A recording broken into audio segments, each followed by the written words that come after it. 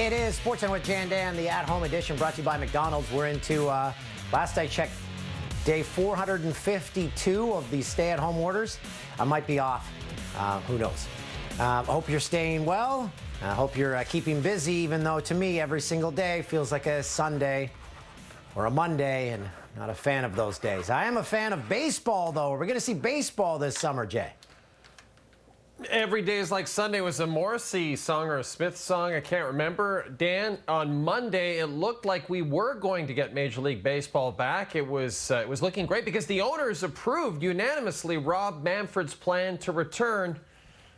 And then Tuesday happened. And things aren't as optimistic now because despite the fact that the owners love the proposal, the players aren't so big on it. In fact, the head of the Major League Baseball Players Association, Tony Clark, had this to say, and I quote, "A system that restricts player pay based on revenues is a salary cap, period. Owners want a 50-50 revenue split with the players, by the way. That's the crux of it. This is not the first salary cap proposal, probably won't be the last. The league is trying to take advantage of a global health crisis to get what they've failed to achieve in the past. Anonymously negotiate through the media. Suggests they know exactly how this will be received." And joining us now in the virtual Coors side seats is MLB insider Steve Phillips. So, Tony Clark not holding back with his comments on the proposal. I'm wondering your response to his comments, and are the players siding with Clark? Well, certainly players are going to side with Clark as he's representing them, but he's taking a very bold position right now. And in my mind, he's using old thinking to address a current crisis. I mean, the reality is we understand that in the past, the Players Association has wanted to avoid revenue sharing because in most revenue sharing situations, you look at the NFL, the NBA, the NHL, there's a salary cap that goes with it and a salary floor. That's not what Major League owners are offering. They're not offering this with the thought that it's going to be part of the next collective bargaining agreement. This is only about trying to get through a crisis. All the contracts have been negotiated. There's no cap on the deal. The contracts are the contracts. He just right now is trying to muster some energy from his guys and to say that they don't want to give up any of the money that was negotiated in March under the thought that there would be fans in the stands. So right now, a lot of negative energy creating some real problems for the commissioner. And Steve, given the current state of the world right now, the optics of canceling a season over money would obviously not be good for the players or the owners. Is external pressure maybe the only thing that might help get a deal done here? See, it's interesting. I think Tony Clark sounds tone deaf. The idea of fighting for more money and trying to get more money and talking about collective bargaining and revenue sharing, it creates a problem. Now, it's a problem for everybody, but I think the optics look worse for the players in my mind. In the end, we all lose if we don't get on the field. I talked to a player earlier today, and they just don't trust ownership right now. They think the revenue sharing is all about the collective bargaining agreement, and they're trying to gain an advantage because of the crisis. From a club official that I spoke with, he said, look, all we're trying to do is find a way to share the risk and the reward so we can justify going back to the field, because ultimately the owner's set to lose a lot of money if they lose the playoffs, lose that money from the network deal, and they've already paid the players. It could be catastrophic to ownership. Okay, Steve, baseball happening this year. Give us a percentage in your mind. I got to tell you what, I'm very, very concerned about it. I am. I think there's a real chance that money gets in the way for us coming back to play this year. I think there's a 20% chance that we come back. And I think if emotions get involved and the union decides they need to prove something after they lost the last negotiations, it could blow the whole thing up. That's our MLB insider Steve Phillips in the Coors virtual side seats. Here is a look at the amount of money at stake for Major League Baseball, according to a study by Washington University in St. Louis, which does not sound like a real university. Assuming half the season is lost, more than $1.1 billion would be lost in ticket sales, and then you add in other sources of revenue, the total reaches $3 billion. Not sure if the NHL stands to lose quite that much, but certainly they want to get their season going, and that is the first subject of insider trading. But Dan, I don't know, I watched this earlier, and I gotta say, the thing I noticed first, James Duthie got a beautiful haircut. Yeah, an at-home haircut. We're starting to see those. So Steve Phillips has Major League Baseball at a 20% chance of coming back. I'd love to know the percentage for the NHL actually playing games to complete this season is. The wheels are turning, but they might just be spinning in the mud. At least they're turning. Here's Duthie and the Insiders.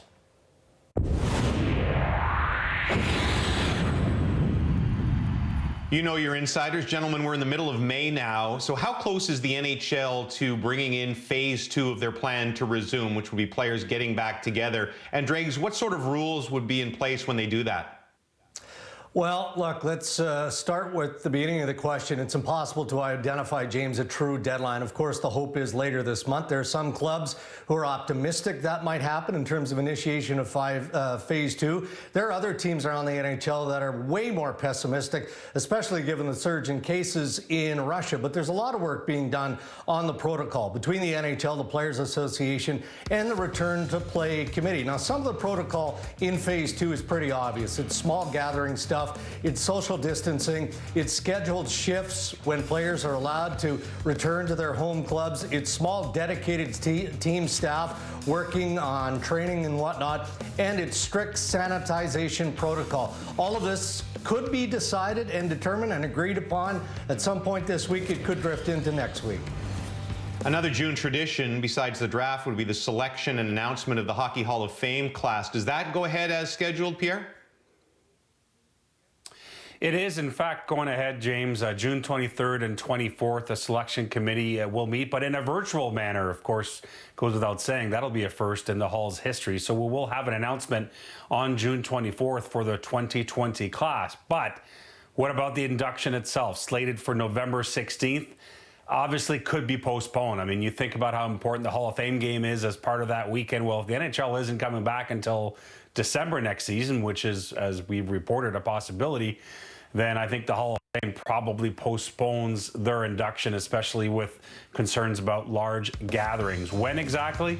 They don't know that yet, and I don't think they want to make a decision until the summer. Now, as for this year's class, it's worth a reminder, Joel McGinley is a first-year eligible player that really jumps off the list. And of course, then you have a slew of a long list of players that have been passed over the years, from Alfredson to McGillney to Kevin Lowe to Doug Wilson to Sergei Gonchar. That is for Bob McKenzie and the selection committee to figure that out next month. Bob will be hard at work. And Bob, we have one more piece of work for you. A junior hockey team declaring bankruptcy. Is this a unique situation or a real sign of the times and a potential sign of trouble for the CHL? Well, it could be both over the long term, but in the very short term, the news that the Portland Winterhawks were part of a filing for bankruptcy came as a huge shock to the Western Hockey League, all of junior hockey. This is one of the most well-heeled franchises, or historically has been, one of the most successful on the ice, one of the most successful off the ice. But this bankruptcy has more to do with owner Bill Gallagher's issues in the gas and oil industry and having to file Chapter 11 bankruptcy for his parent company than anything to do with the Winterhawks. Now, listen, junior hockey needs to put people in the stands to be able to see the games and for junior hockey to be successful. If there's no fans in the stands for 2021, there may not be any junior hockey to speak of, and that could dramatically financially impact a lot of owners then. But for now, it's a one-off. Insider trading from TSN Hockey. Now let's get more hockey news from TSN's Ryan Rishaug. Ryan, we know that your city, Edmonton, is in conversation to be one of the NHL's hub cities if and when the league can resume play. What's the latest there? Well, the latest is that the Oilers have returned a document to the province of Alberta trying to outline some of the latest criteria required to see if this can happen. It's been a back and forth between a number of different parties, Rod. The Oilers dealing with the National Hockey League, then dealing with the Provincial Health Authority and trying to make sure all the boxes are checked. And there's a lot of things that they need to work their way through, from availability of testing to keeping everybody safe, making sure they have all the resources necessary. And when they work their way to a final document, that gets submitted to the province, and of course that is done in conjunction with the National Hockey League as well. 1 year ago, the shot was made. We look back next.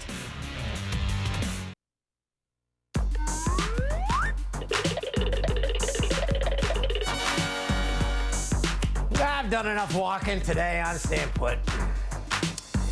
Hey, Jay, I don't know about you, but I'm always jealous of Darren Dreger, our hockey insider. He lives in a beautiful house. He's got a beautiful family. He owns Instagram with his videos. They're mesmerizing. He's got a pool. And on Tuesday, Yes. I became even more jealous of Darren Dreger. And I know why, because your favorite player had a virtual sit-down with our good buddy Dregs for the Dreger Cafe. Yeah, the Dreger Cafe is back. It's a virtual thing. And Sidney Crosby joins this week's installment. The Pens captain tells Darren Dreger why he prefers the 2014 playoff format over an NCAA-style tournament, if hockey were to resume.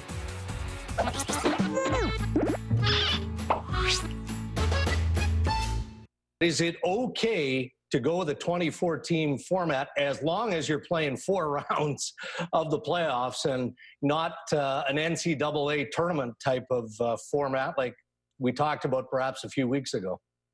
Yeah, I mean, I'd prefer that, and there's so many factors, right? Like the safety of players is number one, and if you're able to establish that, then you want to keep the integrity of what the playoffs have been for a long, long time. And it's difficult to win the Stanley Cup, and you want to win it, the right way. And, that's, 4 of 7 series. So that's how we know it. And, with a time like this, we're all open to ideas and formats and things like that, but you hope that we can keep that. 4.2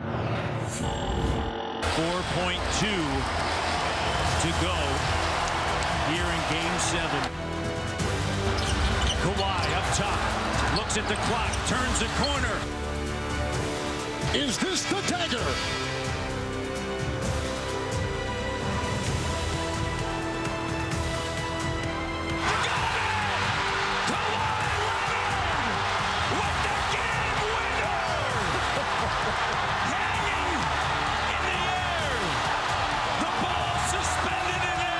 It's the biggest shot made in Canadian basketball history, and Kawhi Leonard's name is attached to it. Exactly 1 year ago today, or yesterday if you're watching us on Wednesday morning, it was the shot, the Eastern semifinals, Game 7 against the Philadelphia 76ers. You knew who was going to get the basketball. You weren't sure if it was going to go in, and hit the rim 4 times. Interesting, that little what we call a sting there, that video montage, because we didn't hear the sound of the ball hitting the rim. I'll never forget, and I watched it over and over and over, just the dead silence at the Air Canada Centre, despite the fact that the building was packed. Dead silence. You could hear that ball ricochet off the rim all 4 times before it eventually went in. An incredible shot, and eventually, as I've always said, Dan, that vision of Kawhi taking that shot will be a statue outside the Air Canada Centre someday. Yeah, it hitting the rim, it was just so loud. And I love looking at the different reactions of everyone in the building. I pick a different person each time because they all tell a different story. If you go to our Instagrams, we both recreated the shot from our homes. Pretty sure after you see mine and other people do, Steven Spielberg might be giving me a call. Hey, Bruce Arthur looks back at the shot and how everything in the world has changed since. If you still care about calendars, it's been 2 months since Rudy Gobert, our accidental reckless hero, stopped the sports world. For that matter, it's a year to the day since Kawhi stopped the Sixers. In sports, a lot of what we have right now is anniversaries. Those moments feel like distant planets, far apart. In these pandemic days, it is more than easy to live in the past. It's better. It's safe. It could even be fun.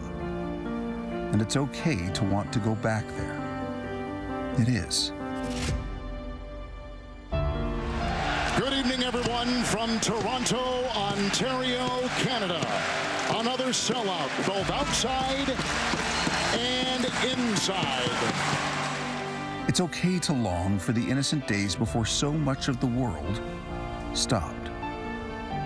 And it's okay to go back and relive Kawhi and a series on the line and the shot. you're allowed to want to remember. Is this the dagger?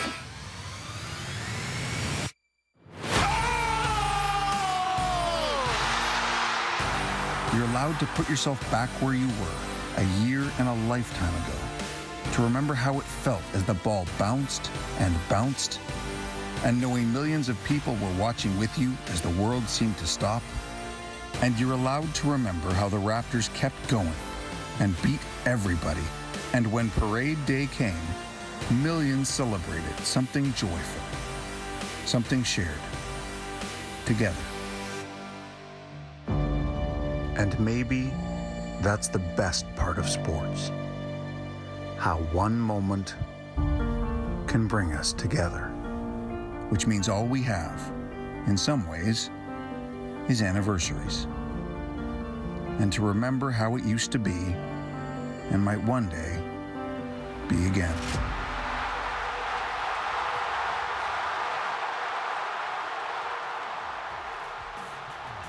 It's Jay and Dan on TSN, brought to you by McDonald's.